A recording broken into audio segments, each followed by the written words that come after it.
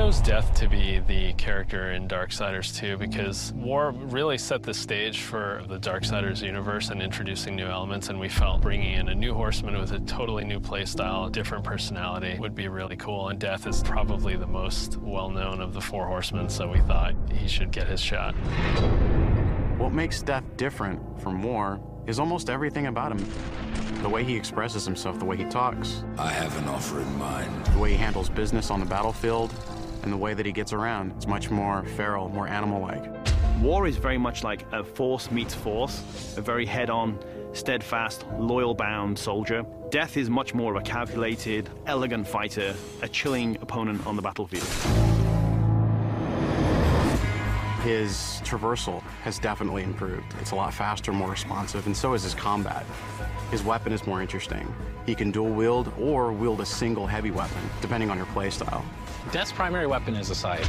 It's kind of a unique one. It's sort of a multi-purpose Swiss Army scythe. He can use it with two different blades. He can attach it together to form the more traditional Reaper scythe. He can use it as a polearm. Of course, he doesn't stop that. He'll pretty much use any weapon that's made available. You can get big axes, you can get crazy cool claws, big iron fists, and he'll even shoot guns. I mean, he'll use anything that he can, really.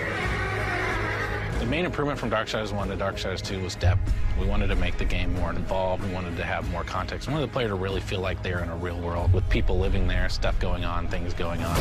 We give them more items to tailor their own character, more characters to speak to, so we've got a lot more immersion on the story side of the game. The first game, most of it took place on Earth, so now we were totally free to create all these new areas. We have angelic fortresses, demon cities, the city of the dead. It got our team super excited.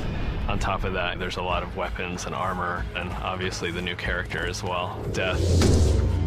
Death's the most feared, and he's one of the oldest horsemen in the fiction. They kind of look at him as a big brother. He's feared just because when he really gets down to business, he is the death dealer. That's sort of his thing. He wears his mask as an executioner's mask. That's his trade, that's his business. He takes people down. He doesn't wait for things to happen, he causes them to happen. So it's a much more aggressive style of game and a more aggressive character. I mean, I guess it's all wrapped up in his name, right? War implies some conflict, but death's the final end. Who doesn't fear that? A few words describe Death: cold and calculated. Agile, both in the way he fights and the way he deals with situations. My favorite word to describe Death is definitely arrogant. He's an opportunist. If I could describe Death in one word, it'd probably be badass.